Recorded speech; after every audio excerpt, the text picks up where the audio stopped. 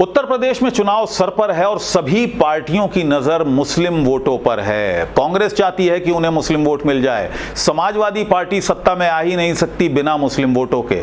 मायावती की नजर भी मुस्लिम वोटों पर रहती है, लेकिन इस बार के चुनाव में थोड़ा रुख अलग रहने वाला है, क्योंकि इस बार चुनाव में एंट्री हो रही है और धमाकेदार एंट्री कर रहे हैं एमआईएम के चीफ असदुद्दीन ओवैसी और उनकी पार्टी एआईएमआईएम। अब देखने वाली बात यह होगी कि क्या मुस्लिम वोट में बिखराव आएगा या एक तरफा वोट मुस्लिम किसी भी एक पार्टी को मिलेगा, क्योंकि बीजेपी की भी कोशिश ये रहती है कि मुस्लिम वोटों में बिखराव आए। लेकिन इस बार के चुनाव में विद इन द मुस्लिम एक ये भावना आई है कि मुसलमानों का वोट जिस पार्टी को भी मिले वो एक तरफा मिले ताकि सत्ता बन सके। तो आगे इस पर क्या रणनीति होगी अलग अलग पार्टियों की, हम ये भी आपको बताएंगे। असदुद्दीन ओवैसी की पार्टी की क्या रणनीति होगी और आजम खान के इस चुनाव में ना होने का कितना असर पड़ेगा मुसलमान वोटों पर, समाजवादी पार्टी पर, इसकी भी हम चर्चा करेंगे। क्योंकि कहा जा रहा है कि मुस्लिम वोट समाजवादी पार्टी से नाराज है आजम खान के मुद्दे को लेकर, क्योंकि मुसलमानों का मानना है कि आजम खान को जिस तरह का साथ मिलना चाहिए था समाजवादी पार्टी के बड़े नेताओं का, वो साथ नहीं मिला। उनको वो अभी तक जेल में हैं, 1.5 साल से ज़्यादा उनको वक्त हो गया है जेल में, और जिस तरह का साथ पार्टी का या पार्टी के नेताओं का मिलना चाहिए था वो आजम खान को नहीं मिला। इस बात को लेकर भी काफ़ी चर्चाएं हैं, इस पर भी हम खुलासा करेंगे। दोस्तों, मैं हूं अबुल नस्र इकबाल और आप देख रहे हैं भारत वॉइस। अगर अभी तक आपने हमारा चैनल सब्सक्राइब नहीं किया है तो फौरन इसको सब्सक्राइब करें ताकि हमारे वीडियो आप तक फौरन पहुंच सकें। आज बात करेंगे उत्तर प्रदेश की। उत्तर प्रदेश में चुनाव होने वाले हैं अगले साल और इस बार का चुनाव बहुत खास रहने वाला है, बहुत अलग रहने वाला है। उसकी वजह हम आपको बताएंगे। उसकी वजह है असदुद्दीन ओवैसी की उत्तर प्रदेश में एंट्री। हालांकि वो पहले भी उनकी पार्टी चुनाव लड़ती रही है, लेकिन इस बार जिस तेजी के साथ और जिस तैयारी के साथ वो उतर रहे हैं, इसलिए ये चुनाव खास है और अलग है। और उनके इस चुनाव में आने से तमाम राजनीतिक पार्टियों के जो समीकरण हैं वो बिगड़ रहे हैं। तमाम राजनीतिक पार्टियां उनको लेकर काफ़ी चिंतित हैं। हम आपको बताएंगे कि किस पार्टी को क्या क्या चिंताएं हैं उनकी एंट्री की वजह से, ये हम आपको बताएंगे। सबसे बड़ी चिंता है समाजवादी पार्टी को। समाजवादी पार्टी जो कि कहती है कि मुसलमानों की जो लीडर है वो समाजवादी पार्टी है उत्तर प्रदेश में, और असदुद्दीन ओवैसी का जो मेन वोट है वो मुस्लिम वोट है, तो वहां पर एक बहुत बड़ा नुकसान होने की ऐसी चिंता और अंदेशा समाजवादी पार्टी को है कि अगर असदुद्दीन ओवैसी की पार्टी के कैंडिडेट, एमआईएम के कैंडिडेट अगर चुनाव लड़ते हैं तो सबसे बड़ा नुकसान वहां पर समाजवादी पार्टी को होगा। समाजवादी पार्टी से गठबंधन असदुद्दीन ओवैसी का इसलिए नहीं हो पाया, जानकार इसलिए कहते हैं कि गठबंधन नहीं हो पाया क्योंकि जैसा कि मैंने कहा, समाजवादी पार्टी मुस्लिम वोट को अपने पास से कहीं पर भी सरकने नहीं देना चाहती, और अगर उनका गठबंधन ओवैसी से हो जाता, एमआईएम से हो जाता, तो एक तरह से वो खुद रेड कारपेट बिछा देते असदुद्दीन ओवैसी के लिए, उनकी पार्टी के लिए। तो वो समाजवादी पार्टी के नेता नहीं चाहते थे, लिहाजा वहां तो सवाल ही नहीं उठता गठबंधन का। मायावती से भी इसीलिए गठबंधन नहीं हो पाया क्योंकि मायावती खुद कहती हैं कि मुस्लिम वोट सिर्फ और सिर्फ उन्हें चाहिए। उनका एक अपना समीकरण है, वो दलितों को और मुसलमानों को और पिछड़ी जातियों को लेकर एक उनको लगता है कि ये सारा वोट उनको मिल जाएगा तो उनकी पार्टी सत्ता में आ जाएगी। लेकिन अब असदुद्दीन ओवैसी ने जिस तरह की बिसात उत्तर प्रदेश में बिछाई है, वहां पर लगभग 10 ऐसी पार्टियां हैं, छोटी छोटी पार्टियां, जिनके साथ एमआईएम ने अब गठबंधन किया है। और ये जो 8-9 पार्टियां हैं, ये वो पार्टियां हैं जिनके पास थोड़ा थोड़ा पिछड़ा जो वोट है वो है। जैसे ओम प्रकाश राजभर की सुहेलदेव समाज पार्टी है। हालांकि जो राजभरों की तादाद है उत्तर प्रदेश में वो लगभग 2.5 से 3% के करीब है, लेकिन पूर्वी उत्तर प्रदेश में ये आंकड़ा काफ़ी ज़्यादा है। 20% राजभर वहाँ पर हैं और वो एक बहुत बड़ा वोट बैंक मिल सकता है इस गठबंधन को जो एमआईएम और राजभर की ओम प्रकाश राजभर की सुहेलदेव समाज पार्टी का है। इसके अलावा हम आपको बताते हैं किन किन पार्टियों से वहाँ पर गठबंधन हुआ है। उनमें जो 9 पार्टियां हैं, बाबू सिंह कुशवाहा की पार्टी है जन अधिकार पार्टी, उनके साथ गठबंधन हुआ है। ओम प्रकाश राजभर मैंने आपको जिक्र बताया। बाबू रामपाल हैं, राष्ट्र उदय पार्टी के नेता हैं, उनके साथ गठबंधन हुआ है। रामशरण कश्यप हैं भारतीय वंचित समाज पार्टी के। प्रेमचंद प्रजापति हैं भागीदारी पार्टी के। अनिल सिंह चौहान हैं जनता क्रांति पार्टी के। देवेंद्र सिंह लोधी हैं राष्ट्रीय क्रांति पार्टी के। कृष्णा पटेल अपना दल की हैं कमेरावादी। और केवट रामधनी बिंद ये भारतीय मानव समाज पार्टी के नेता हैं। तो इन पार्टियों से गठबंधन करके MIM ने, असदुद्दीन ओवैसी ने उत्तर प्रदेश की राजनीति में एक नया समीकरण, एक नया फैक्टर वो ले आए हैं।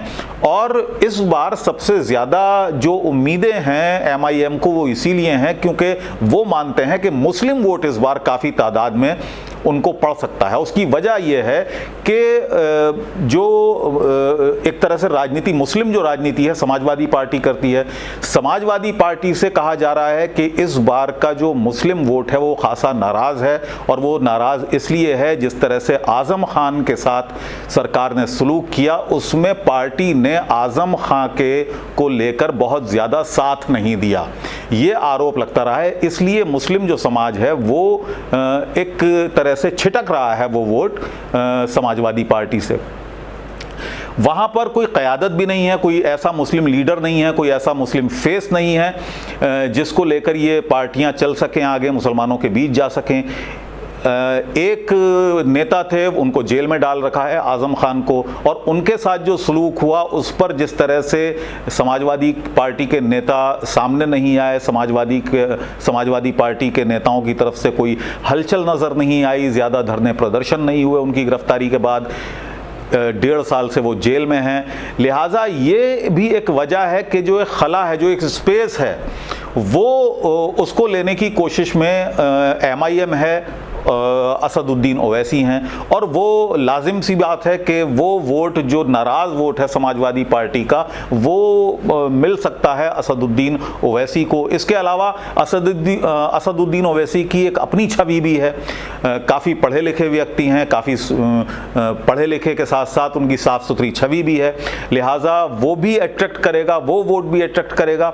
और एक और ये इम्कान लगाए जा रहे हैं कि अगर उनका गठबंधन चंद्रशेखर की पार्टी से हो जाता है, यानी चंद्रशेखर रावण की जो पार्टी है, अगर उनके साथ उनका गठबंधन हो जाता है तो पश्चिमी उत्तर प्रदेश में भी खासा प्रभाव छोड़ेंगे वो उत्तर प्रदेश के चुनाव में, क्योंकि दलित वोट चंद्रशेखर आज़ाद की जो पार्टी है उसको कुछ ना कुछ मिलेगा, और वो और मुस्लिम वोट मिलकर एक बड़ा वोट बन सकता है और उसका फ़ायदा इस गठबंधन को हो सकता है। अगर ये गठबंधन हुआ तो, जो कि ऐसा अंदेशा जताया जा रहा है, ऐसी उम्मीदें बन रही हैं कि शायद ये गठबंधन हो जाए, तो तमाम पार्टियों को चिंता में डाल दिया है इस बार असदुद्दीन ओवैसी की पार्टी AIMIM ने।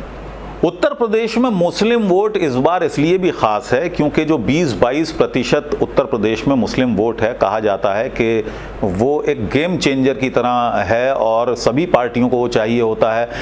और अब शायद भारतीय जनता पार्टी के नेताओं को भी ये लगने लगा है कि उन्हें भी मुस्लिम वोट की ज़रूरत है।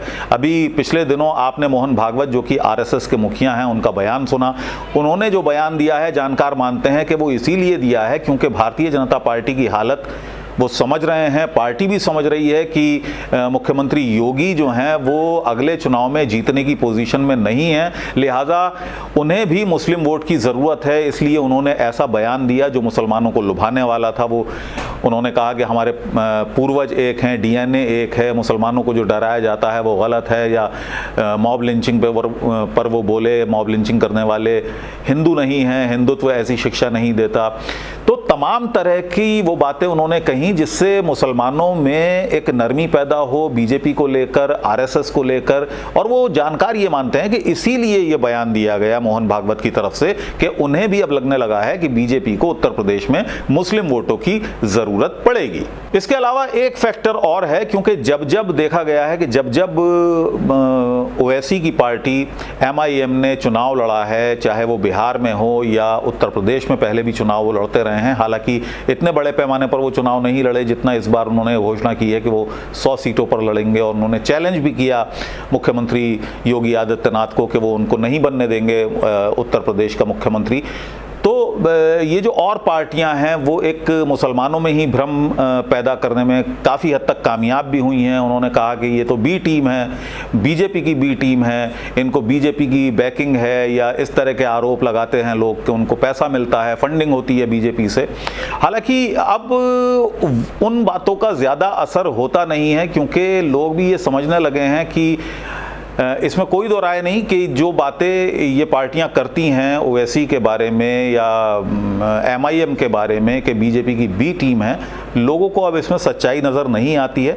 लोग ये तो मान सकते हैं कि हाँ, जो असदुद्दीन ओवैसी की पार्टी की जो पॉलिटिक्स है, असदुद्दीन की जो पॉलिटिक्स है ओवैसी की, वो कहीं ना कहीं बीजेपी को सूट करती है, बीजेपी की राजनीति को सूट करती है। लेकिन ये कहना कि वो बीजेपी के एजेंट हैं या उनकी पार्टी को बीजेपी से फंडिंग होती है, ये बेबुनियाद है और इसके कोई भी सबूत अभी तक किसी के पास नहीं है, सिर्फ ज़बानी जमा खर्च है सबके पास।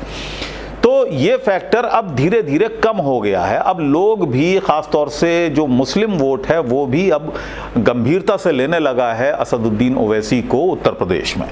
उत्तर प्रदेश में एक चीज़ और डेवलप हुई है इन चुनावों के बाद, ख़ासतौर से पिछले चुनावों के बाद, और वो किसी पार्टी ने नहीं की बल्कि with in the Muslim community एक ये सोच आई है कि मुसलमानों का वोटों में बिखराव नहीं आना चाहिए। जिस पार्टी को भी वोट मुसलमानों का मिले वो एकजुट होकर मिले और एक तरफा मिले।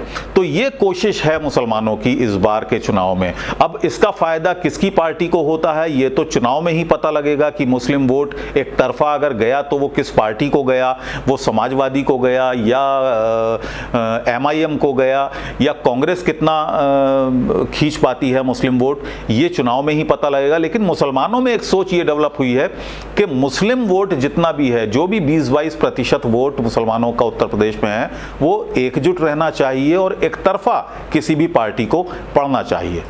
तो ये एक नया फैक्टर इस चुनाव में देखने को मिलेगा। तो कुल मिलाकर ये चुनाव आने वाला काफ़ी इंटरेस्टिंग रहने वाला है, काफ़ी दिलचस्प रहने वाला है, और सभी पार्टियां इस वक्त अपनी अपनी बिसात बिछा रही हैं, अपनी जिसको कहते हैं कि गोटियां सेट कर रही हैं। और असदुद्दीन ओवैसी की MIM की आने वाली क्या रणनीति होगी, इस पर भी हम आपको बताएंगे अगले एपिसोड में। अगर अभी तक आपने हमारा ये चैनल सब्सक्राइब नहीं किया है तो फौरन इसको सब्सक्राइब कर लें ताकि हमारे वीडियोस जल्द से जल्द आप तक पहुंच सकें।